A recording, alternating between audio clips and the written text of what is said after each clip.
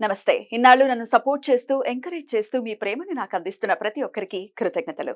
అలాగే ఈ వీడియో కూడా ఖచ్చితంగా మీకు ఉపయోగపడుతుంది. లైక్, షేర్ అండ్ సబ్స్క్రైబ్ చేసి మీ సపోర్ట్‌ని నాకు అందించండి. అలాగే ఈ వీడియో పట్ల మీకున్న అభిప్రాయాన్ని కామెంట్ సెక్షన్‌లో కామెంట్ చేసి తెలియజేయండి. ఇప్పుడు వీడియోని చూద్దాం. నమస్తే. Welcome to our channel. నేను పద్మిని. ప్రస్తుతం మనతో పాటు ప్రముఖ ఆధ్యాత్మికవేత్త, ప్రముఖ న్యూమరాలజిస్ట్, లక్ష్మీ నరసింహస్వామి ఉపాసకురాలు శ్రీమతి స్రవంతి గారు మనతో పాటు ఉన్నారు. మాట్లాడదాం. నమస్తే అక్క. నమస్తే పద్మిని. అక్షయ తృతీయ శుభాకాంక్షలు. మీకు కూడా Thank you. అందరికీ కూడా అక్షయ తృతీయ శుభాకాంక్షలు. ఎపిసోడ్ ఎప్పుడైనా రానివ్వండి, మేము మాత్రం ఈ రోజు చేస్తున్నాం వీడియో. అక్క, అబ్యూజివ్ రిలేషన్స్ అనేవి సర్వసాధారణమే. ప్రతి రిలేషన్ లోనూ ఎంతో కొంత అబ్యూజ్ ఉంటుంది. అది మానసికంగా మెంటల్ అబ్యూజా, ఫిజికల్ అబ్యూజా అనే విషయాన్ని పక్కన పెడితే, అడ్జస్ట్మెంట్ టెంపర్మెంట్ ఉన్నంత కాలం అబ్యూజ్ అనేది కొంతవరకు హ్యాండిల్ చేయొచ్చు. కానీ హ్యాండిల్ చేయలేని పరిస్థితుల్లో గనక ఆ రిలేషన్ బాగా మానసికంగా హింసించడం అవ్వచ్చు, శారీరకంగా కొడుతూ హింసించడం అవ్వచ్చు. ఇలాంటి అబ్యూజివ్ రిలేషన్స్ నుంచి బయటికి రావాలి అని అంటే రకరకాల ఆస్పెక్ట్స్ ఆలోచిస్తూ ఉంటారు. పిల్లలుంటే ఆబ్వియస్ గా విక్టిమ్స్ గా మారిపోతారు పిల్లలనే థాట్ ప్రాసెస్ ఖచ్చితంగా ఉంటుంది. రేపన్నాడు ఎలా ఉంటుందో బ్రతుకు అనే డిపెండెంట్ గా ఉంటే అలా ఆలోచిస్తారు. అసలు ఓవరాల్ గా అబ్యూజివ్ రిలేషన్స్ నుంచి బయటపడాలి అని అంటే ఎట్లా బయటకి రావచ్చు అక్క? తప్పకుండా చెప్తాను పద్మిని. ప్రతి ఇంట్లోనూ ఈ మధ్య కాలంలో ఎక్కువైపోయింది ఏంటి అంటే, మేము మాటలు పడలేకపోతున్నాం, మా వల్ల కావట్లేదు. ఒక్కొక్కసారి ఎలా ఉంటుందంటే, ఆ మాట మాట్లాడే బదులు ఒక దెబ్బన్న కొట్టొచ్చు కదా, అదన్నా భరించగలుగుతాం కానీ మాటను భరించలేం అనుకుంటాం. ఒక దెబ్బ కొట్టినప్పుడు అంత దాకా వచ్చేసిందా, అసలు ఆడవాళ్ళ మీద చెయ్యెత్తడం ఏంటి, సరే ఇలా దెబ్బలాడుకోవడం ఏంటి, చిన్నపిల్లలాగా కొట్టుకోవడం ఏంటి అని కూడా అనిపిస్తుంది మనకి. ఎప్పుడైనా మెయిన్ ఇంపార్టెంట్గా ఈ అబ్యూజివ్ రిలేషన్ అనేది భార్యాభర్తల మధ్యలో. అంటే మాటలు విపరీతంగా అంటుందండి మా ఆవిడ, అసలు నేను తట్టుకోలేకపోతున్నాను, మా వాళ్ళని ఇట్లా కేర్ కూడా చెయ్యదు, ఎంతసేపు వాళ్ళే కరెక్ట్ అని చెప్తుంది అని కూడా మగవాళ్ళు చెప్తూ ఉంటారు. భయపడుతూ ఉంటారు. ఒక్కొక్కసారి నా దగ్గరికి వచ్చిన వాళ్ళు భయపడుతూ ఉంటే నేను అడుగుతాను, మిమ్మల్ని ఎలా భయపెట్టింది మీ ఆవిడ, అసలు మేము ఏం చేస్తున్నాం, మా వారు భయపడట్లేదు అసలు అని చెప్పి. అంటే అంత మానసికంగా అమ్మో ఏం వినాల్సి వస్తుందో, ఏం పడాల్సి వస్తుందో, దాని బదులు మనమే అలర్ట్ గా ఉందాం కదా అనుకునే పరిస్థితులు అన్నమాట. ఇప్పుడైతే అసలు ఎవరి దారి వాళ్ళది అన్నట్టుగా కూడా దారులు వేరైపోతున్నాయి. పిల్లలు ఉన్నా కూడా ఒకప్పుడు భరించే వాళ్ళేమో, పిల్లలు ఉన్నారు వాళ్ళకి ఎట్లా అని చెప్పి. ఇప్పుడు అలా కాదు, నేనున్నాను, నేను చదువుకున్నాను, నేను ఎలాగోలాగా నేను గట్టెక్కించుకోగలుగుతాను నా పిల్లల్ని అనే ధైర్యం కూడా వచ్చేసింది. తండ్రి స్థానం ఎప్పటికీ రాదు, తల్లి స్థానం ఎవరికి రాదు.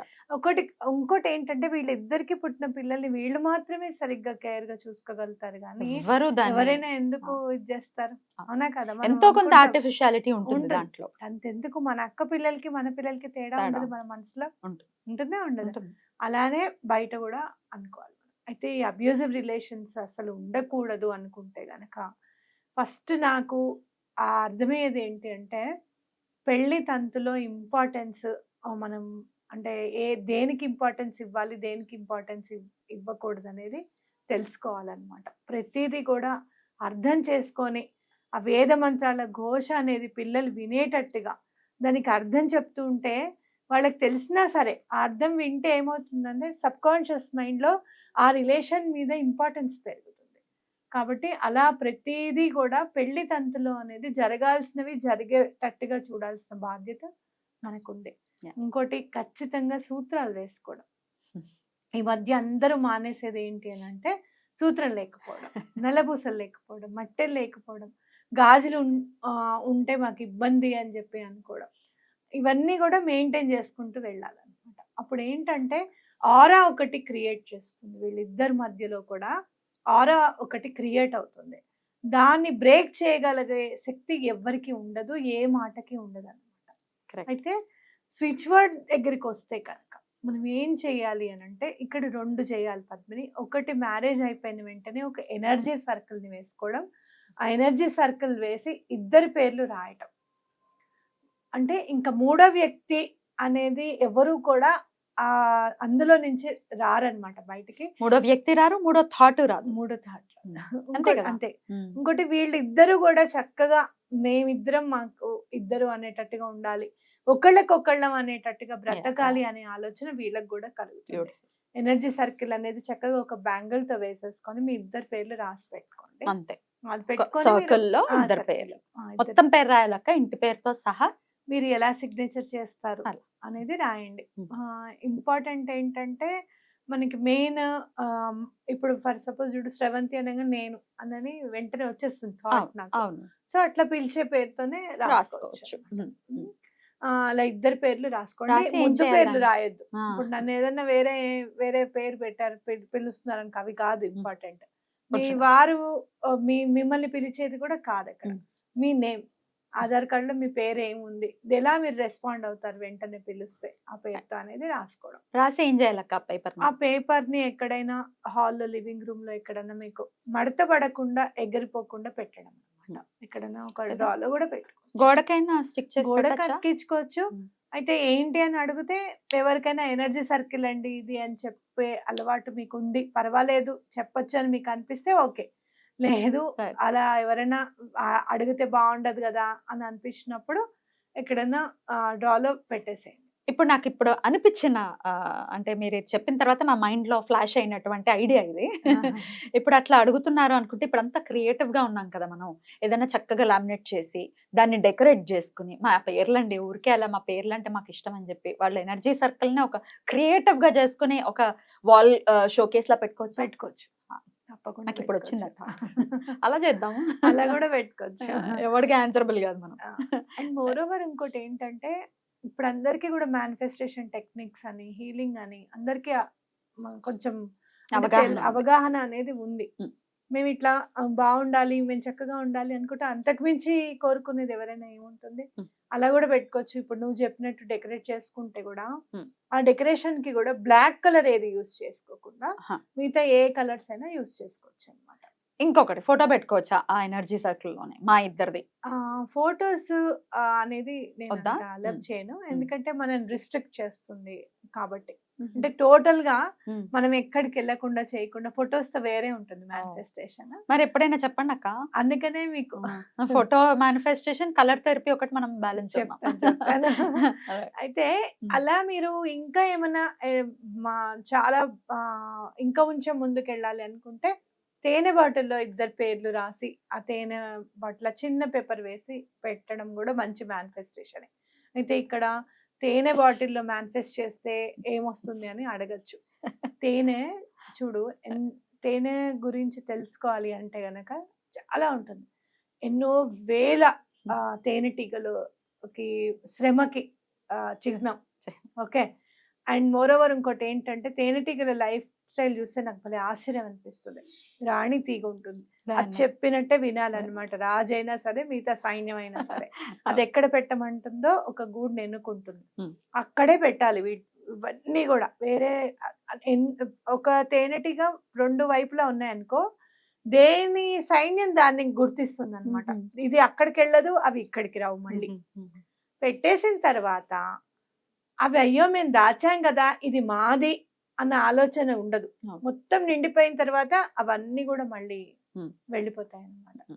వాటి లైఫ్ కూడా అయిపోతుంది. దాన్ని ఏమి యూజ్ చేసుకోవాలన్న ఆలోచన ఉండదు. అంత కష్టపడి సేకరించి వస్తాయి కదా. అంతా చేసిన తర్వాత నేచర్ ఎవరికి ఇస్తోంది? అది మానవాళికి ఇస్తోంది. ఆ ఫారెస్ట్ లో మిగతా జంతువుల కోసం యూజ్ అవుతుంది. అవునా కాదా? సో ఇదంతా మన జీవితం కూడా చూస్తే భార్యాభర్తలు ఎవరి కోసం కష్టపడతారు? పిల్లల కోసం కష్టపడతారు. దాచిన డబ్బు వాళ్ళు ఏమైనా తీసుకెళ్తారా? పిల్లలకు వదిలేసి వెళ్తారు. అవునా కాదా? సో అట్లాంటి జీవితం కావాలి మాకు. ఒకళ్ళ ఇంట్లో ఎవరన్నా కానివ్వు, వాళ్ళని ఒబే చేసి అరే వీళ్ళు మంచి చెప్తారు, వీళ్ళ మాట మనం వినాలి అనే అవగాహన, ఆలోచన రావాలి.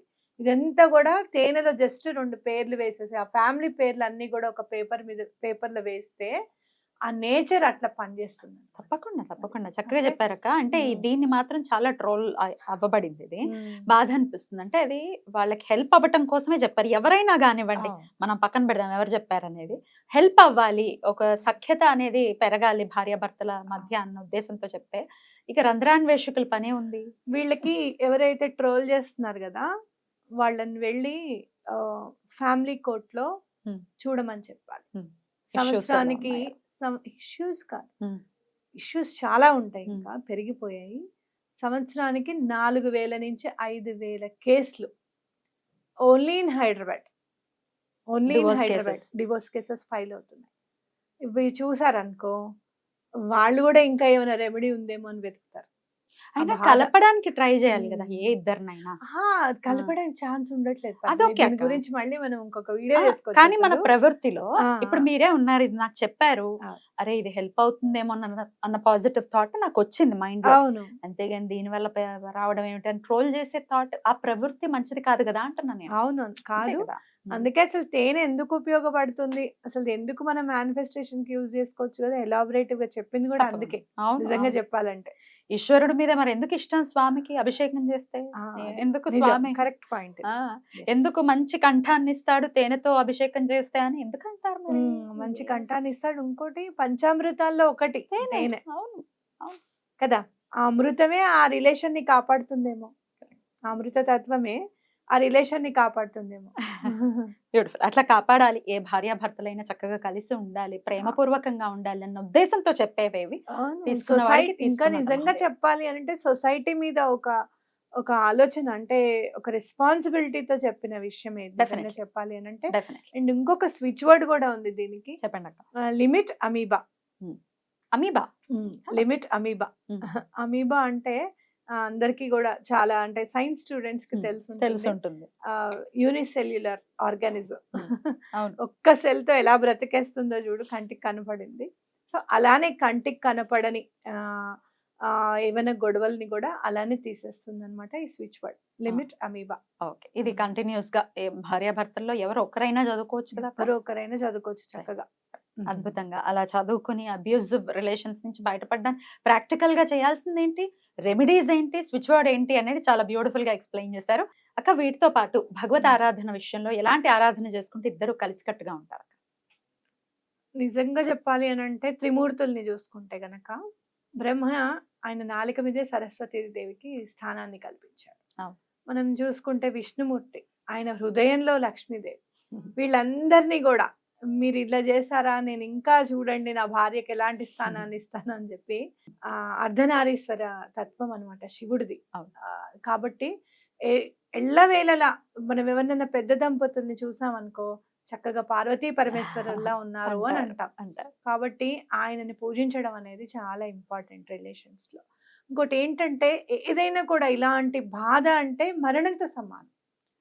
కాబట్టి అలాంటి బాధలు ఉన్నప్పుడు ఈశ్వరుని పూజించడం వల్ల గ్రహ దోషాలు, గృహ దోషాలు అన్ని కూడా మానసిక చాలా ఇంపార్టెంట్. బ్యూటిఫుల్.